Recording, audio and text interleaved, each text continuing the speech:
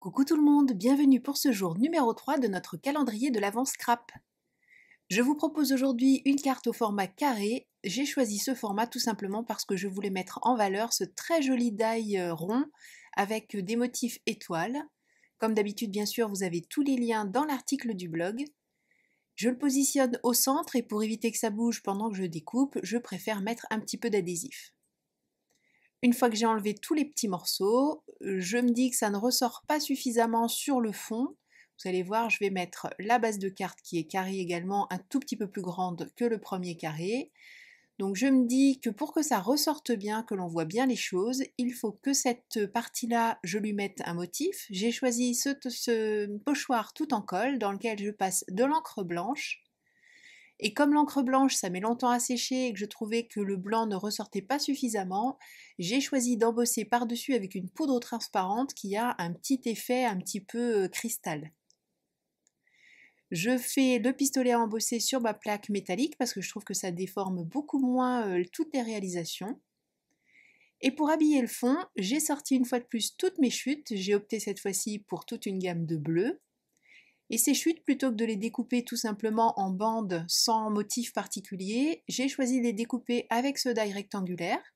Donc le premier, je ne fais la bordure rectangulaire que sur un côté puisque ça va être collé de l'autre côté, donc ça n'a pas d'intérêt. Par contre, toutes celles qui seront au milieu en tout cas, je vais les découper à la fois au-dessus et au-dessous puisque on va voir leurs deux côtés. J'espère que vous me suivez parce que moi-même j'ai du mal à me suivre. Je fais en sorte bien sûr que chaque fois la bande soit suffisamment longue pour habiller toute la largeur de l'ouverture de mon die rond. Donc vous voyez là j'ai fait la bande couture d'un côté, je retourne mon rectangle, alors qui n'était pas parfaitement rectangulaire, donc je profite de du fait que le die lui soit parfaitement rectangulaire pour rectifier un petit peu tout ça. Je ne colle que les deux bords bien sûr, de toute façon je n'ai rien pour m'appuyer.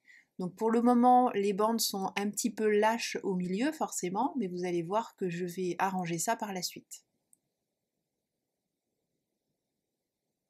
Je veille bien sûr à chaque fois à ce que chaque bande soit au plus près de la bande précédente. Je ne veux pas laisser de jour apparaître. Et la dernière, comme je vous le disais tout à l'heure, comme pour la première, je n'ai fait une couture que sur un côté. Je découpe tout ce qui dépasse.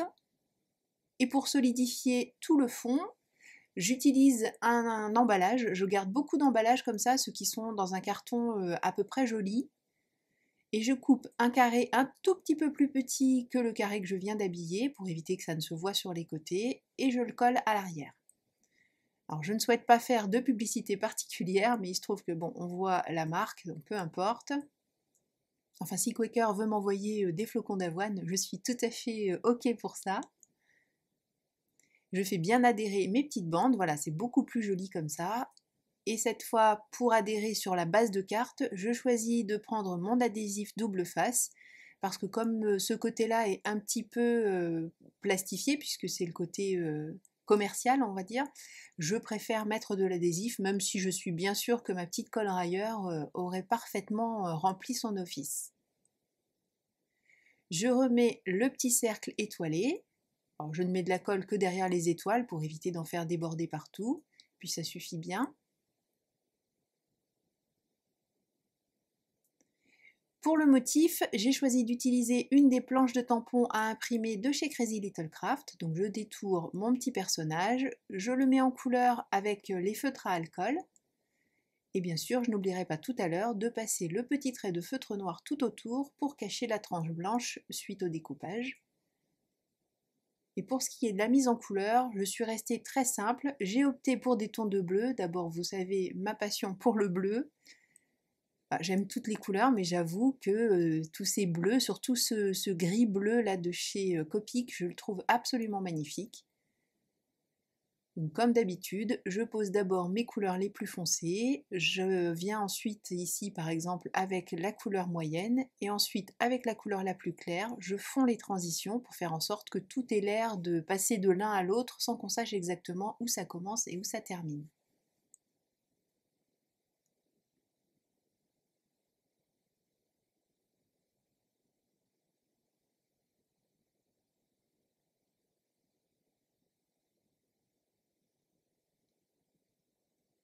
Je colle ensuite mon personnage sur le devant de la carte. J'avais d'abord eu l'idée de ne mettre que de la colle, pardon, et puis en le collant, je me suis dit que la tête était un petit peu trop basse, puisque forcément on a l'épaisseur de la découpe craft, surtout que c'est un papier 400 grammes, donc il est quand même assez épais.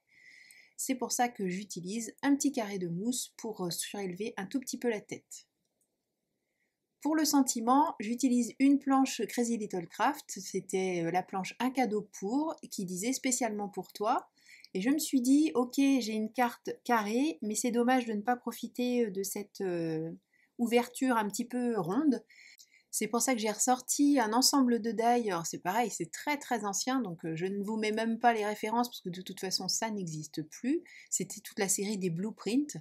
Et j'ai opté pour cette étiquette avec une forme un petit peu arrondie. Et comme j'utilise un tampon clear, je peux lui donner cette forme légèrement arrondie pour suivre l'étiquette. C'est drôlement pratique. Là aussi, des petites mousses adhésives pour donner un petit peu d'épaisseur. Et je ne colle pas l'étiquette bien droite, mais je profite de la petite inclinaison que j'ai donnée aux différents papiers pour la coller par-dessus. En plus, sur ce bleu un petit peu foncé, ça ressort très bien. Et pour apporter un petit peu de brillance, un petit peu un côté festif, j'utilise des petites étoiles bleues avec des sortes de paillettes holographiques et ces petites étoiles argentées sur le même principe, toujours avec ces reflets holographiques, et j'en mets un petit peu partout sur ma carte. Merci beaucoup d'avoir suivi cette vidéo, je vous donne rendez-vous bien sûr dès demain, puisque nous ne sommes qu'au jour 3, hein, on va rester encore un petit peu ensemble. D'ici là, prenez bien soin de vous, créez, partagez, et comme je vous l'ai demandé, je ne sais plus si c'était hier ou avant-hier, s'il vous plaît, mettez des petits pouces bleus, YouTube aime bien ça et référence mieux les vidéos quand on a des petits pouces, en plus de vos magnifiques commentaires qui sont toujours aussi adorables.